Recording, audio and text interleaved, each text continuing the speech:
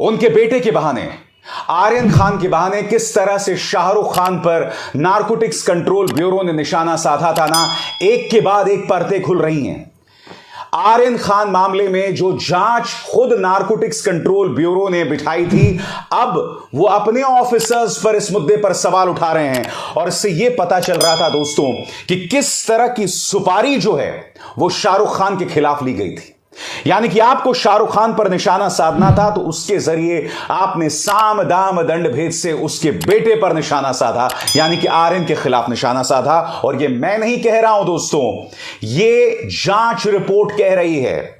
मैं आपको बतला दूं, इससे पहले नारकोटिक्स कंट्रोल ब्यूरो ने अपनी जांच में पाया था कि आर्यन के पास कोई ड्रग्स मौजूद नहीं थे, आर्यन के इंटरनेशनल ड्रग कार्टेल के साथ कोई ताल्लुकात नहीं थे। यही नहीं, अदालत ने जब आर्यन खान को बेल दी थी तो अपने बेल ऑर्डर में कहा था कि जो भी दावे नारकोटिक्स कंट्रोल ब्यूरो ने किए थे वो सरासर झूठ हैं और इसके अलावा कुछ नहीं।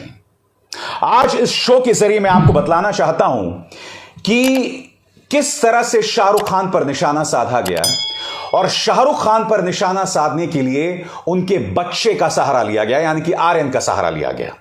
रिपोर्ट क्या कहती है दोस्तों, एक एक कड़ी आपके सामने होगी, एक एक पहलू आपके सामने होगा, ध्यान से सुनिए। सबसे पहली कड़ी आपके सामने, इस रिपोर्ट में यह पाया गया है कि जांच में शामिल अधिकारियों ने अपने काम में काफी अनियमितता बरती है।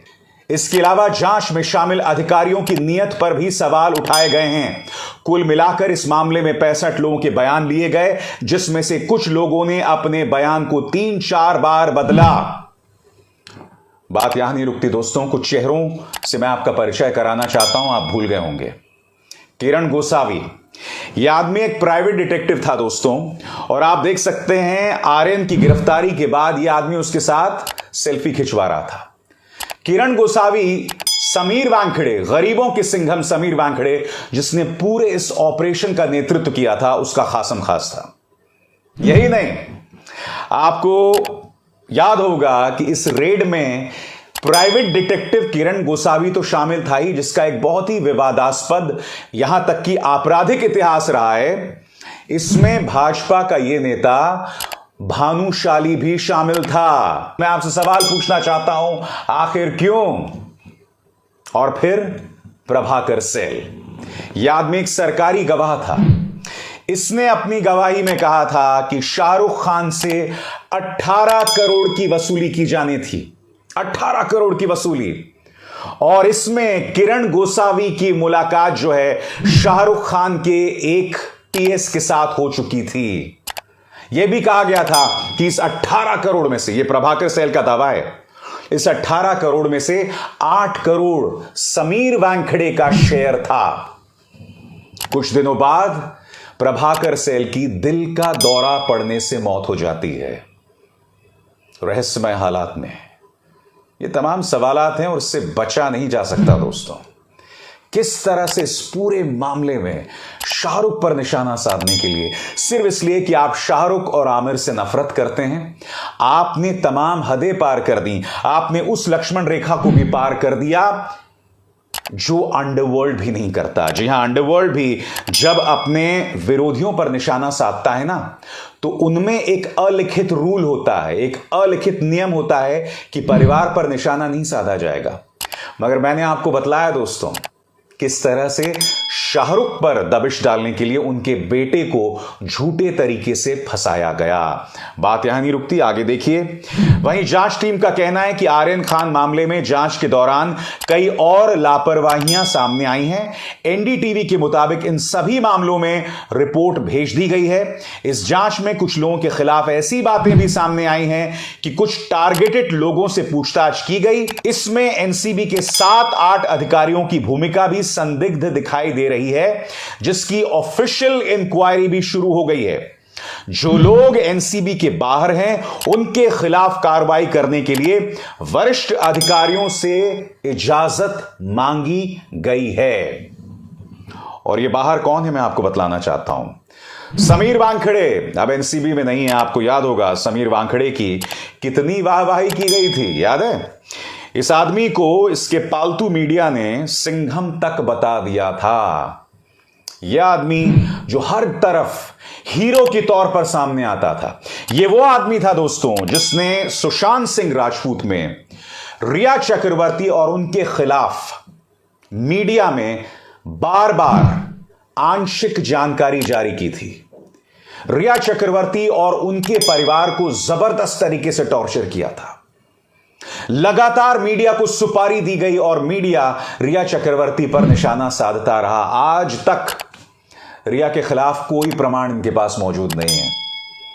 और विडंबना देखिए, जब समीर वानखेड़े पर जांच की बात हो रही थी तब उनकी पत्नी सामने आती हैं और मराठा कार्ड खेलती हैं कि मैं मुंबई की लड़की हूं दब जी, मैं मराठा लड़की हूं और मुझ पर निशाना साधा जा रहा है। मैंने उस वक्त भी कहा था कि मेरी वो जो बहन है, क्या उन्होंने अपने पति से पूछा था कि जब आप दीपिका पादुकोण पर या फिर रकुल प्रीत सिंह पर या रिया चक्रवर्ती को जिस तरह से निशाना साध रहे थे, जानकारियां मीडिया तक लीक करते हुए, तब क्या महिला सम्मान की बात आपके जहन में नहीं आई थी? इस मामले में चाहे समीर वानखेड़े हो दोस्तों, इस मामले में चाहे किरण गोसावी हो, मोहित भानुशाली हो, इन सब की भूमिका बहुत शर्मनाक रही है। मैं आपको याद दिलाना चाहूंगा कि भाजपा का एक नेता है और उसका एक रिश्तेदार, वो भी पकड़ा गया था उस शिप में, मगर वक्त से पहले उसे रिहा कर दिया गया। क्यों? क्योंकि वो भाजपा के नेता के रिश्तेदार है। कितने शर्म की बात है ना। ये कहा जाए, ये पूरा मामला कितना बड़ा छलावा है और ये कोई और एक्सपोज नहीं कर रहा, खुद नारकोटिक्स कंट्रोल ब्यूरो की जांच एक्सपोज कर रही है। क्या हुक्मरानों की जवाबदेही तय की जाएगी या इसी तरह से अगर आपका मन आएगा तो आप बेकसूरों पर निशाना साधते रहेंगे? और फिर ये सज्जन रामदेव, लाला रामदेव झूठा बयान देते हैं, कहते हैं कि आर्यन खान ड्रग्स ले रहा था और उसे जेल भेज दिया गया था। आप खुद जानते हैं दोस्तों, किसी जांच में बात सामने नहीं आई। इस व्यक्ति ने सलमान खान पर भी आरोप लगा दिया। आरोप क्या, कह दिया कि वो ड्रग्स लेते हैं। और यही नहीं दोस्तों, यहां पर रामदेव का कॉमेडी शो भी चल रहा था, यानी कि कपिल शर्मा को मात दे रहे थे। उन्होंने यह तक कह दिया था कि सलमान खान का बेटा ड्रग्स लेते हुए पकड़ा गया। अरे भाई रामदेव जी, बॉलीवुड का सबसे बड़ा रहस्य यही तो है कि सलमान भाई शादी क्यों नहीं कर रहे हैं, मगर आपका कॉमेडी शो चल रहा था और फिर जनता को इन्हें बताना पड़ा कि नहीं रामदेव जी, सलमान की शादी नहीं हुई है, सलमान का बेटा नहीं है, शाहरुख का बेटा है। खबर क्या कहती है दैनिक भास्कर की, पढ़ के सुनाना चाहता हूं। पहले बोले सलमान का बेटा जेल गया, फिर सुधारा। बाबा रामदेव ने नशे पर वार करते हुए अपने भाषण की शुरुआत की। पहला हमला उन्होंने बॉलीवुड पर ही किया। कहा बड़े बड़े फिल्म स्टार ड्रग्स ले रहे हैं, पूरी फिल्म इंडस्ट्री बॉलीवुड नशे की गिरफ्त में है। आपने देखा होगा पिछले दिनों ड्रग्स लेते हुए सलमान खान का बेटा पकड़ा गया, वो जेल भी गया। बाबा रामदेव ने 2 बार सलमान का नाम लिया, फिर आसपास के लोगों ने उन्हें करेक्ट किया कि वो सलमान नहीं शाहरुख का बेटा था। इसके बाद रामदेव ने कहा कि शाहरुख का बच्चा ड्रग्स लेते पकड़ा गया, सलमान भी ड्रग्स लेता है। तो इस तरह से सलमान को घेरे में ले लिया। इससे पता चलता है दोस्तों कि यह व्यक्ति यानी रामदेव किस तरह से अनर्गल बयान दे रहा था।